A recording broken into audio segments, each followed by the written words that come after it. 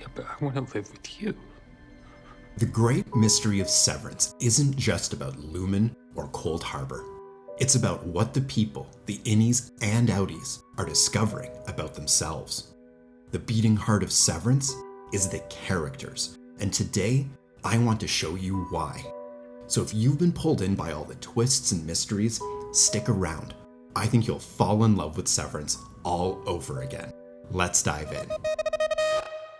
Do you remember how this season starts? Mark's Innie is running around the severed floor trying to find his Outie's wife. So how does he go from working for his Outie to abandoning his Outie and Gemma? Ow! Let's rewind all the way to season 1. Do you remember what Mark says to Helly about her Outie? Well, every time you find yourself here, it's because you chose to come back. If season 1 was about Mark waking up to the mystery of Lumon, season 2 is about Mark realizing that he's a different person from his Outie, that he can choose. And that realization happens little by little, and then all at once. The MDR team honors Irving with a funeral, recognizing the idea that they're all people. And after being betrayed by Helena impersonating Helly, he has to acknowledge his own complicated feelings. But ultimately, he finally has a conversation, the world's strangest Zoom call, with his Outie. Your Innie name's Helly? Honestly, I love that experience. And he realizes that his rich, inner life is an afterthought. It's Helly, actually. Helly. Which you'd know if you'd ever taken an interest in my life. Before tonight when you need something. And in this moment, as he turns away from Gemma and chooses Helly, he's not abandoning his Outie. He's fighting for himself. In the words of Dan Erickson, the creator of Severance, he's reached this point where he's able to value his own existence as an individual, independent of his Outie. He wants to fight for his love, his friends, and his existence. His eyes are finally fully open. He's a person. Whatever this life is, it's all we have, and we don't want it to end. But this realization that there's a life outside of MDR, it's not all hope and joy. It's actually deeply painful for Irving and Dylan. My life started when you came here. For Dylan, this realization happens as he falls in love with Gretchen and realizes that being with her is impossible.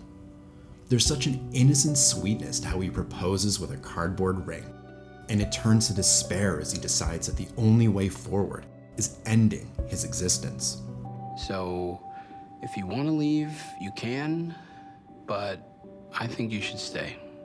But that despair turns into hope when his Outie affirms his life, giving him the courage to fight for his friends and save Helly. Hey. But for Irving, it's too much. He can't go back to the life he had before Bert, and he can't imagine his life without love. He's like Mark's Outie, paralyzed by his pain. The last time I was happy was when all I knew was MDR. And that pain, isn't that pain also what each of the Outies is confronting in their own way? Dylan's Outie is lost and adrift. Irving's Outie is lonely. Mark's Outie is consumed by grief. And Helena, she is envious of Helly's freedom. It's funny, right? The Outies all undergo the severance procedure to separate their work selves, but even before then, they weren't fully complete people to begin with. They're all struggling. And in a beautiful twist, it's the Innies, despite being created to serve their Outies, who help rehumanize their creators, lifting them out of isolation. As Dylan's Outie responds to his Innie's resignation request, he's forced to realize that he's stuck. I hope someday she sees in me what she sees in you. And as Irving's Outie gets to know Bert's Outie, he realizes he wants what his Innie had. I've never been loved before. And as twisted as this sounds, isn't this exactly why Helena impersonates Helly? Helena wants what her Innie has: authenticity, freedom, connection, and love. Helena might be the most fascinating character we have yet to fully get to know. Molded since childhood, forced to wear masks, and now confronting her real, truer self in the form of Helly. You think about all the things you do, all the ways you change to get that person back. And this is the tragedy of Mark's outie. He discovers a purpose this season, but unlike Dylan and Irving, when he sees his Innie's life, he can't see beyond himself. I love the lighting of Mark's Innie and outie here.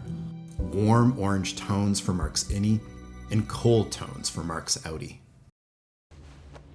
So there you have it. You're a good friend, Dylan. Severance is a story about each character realizing that they're a whole person, deserving of autonomy and love, and finding or failing to find the courage to stand up in order to reach for those things, both Innies and outies. They're fucking animals. But it's also a story about a company that treats its workers as less than human, to the point of absurdity and satire. The celebration balloons, the corporate art, the apology video, special perks, more insane corporate art, retreats, retirement parties, and corporate celebrations. It's hilarious.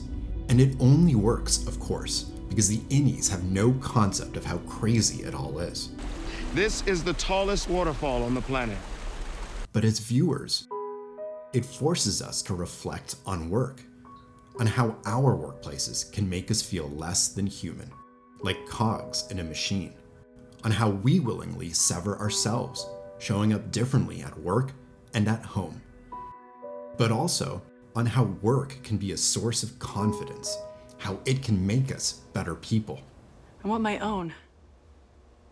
This contrast between Lumon stripping the humanity away from work and the hopeful, positive journey of each of Severance's characters, that's the point.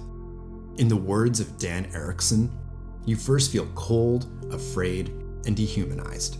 But it's the work family at the core who help unearth each other's humanity. It's an optimistic show at the end of the day because it's about this warm, beating heart at the center of this cold world. And that heart is shared between these four characters. So there you go. I'm Mark S.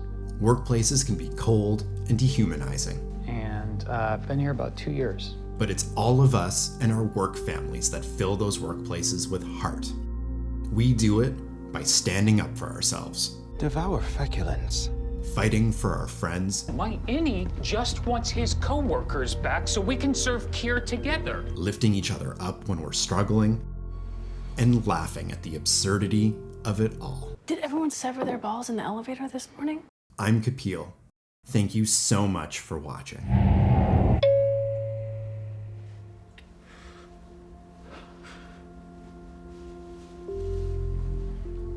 Marcus? Miss Casey.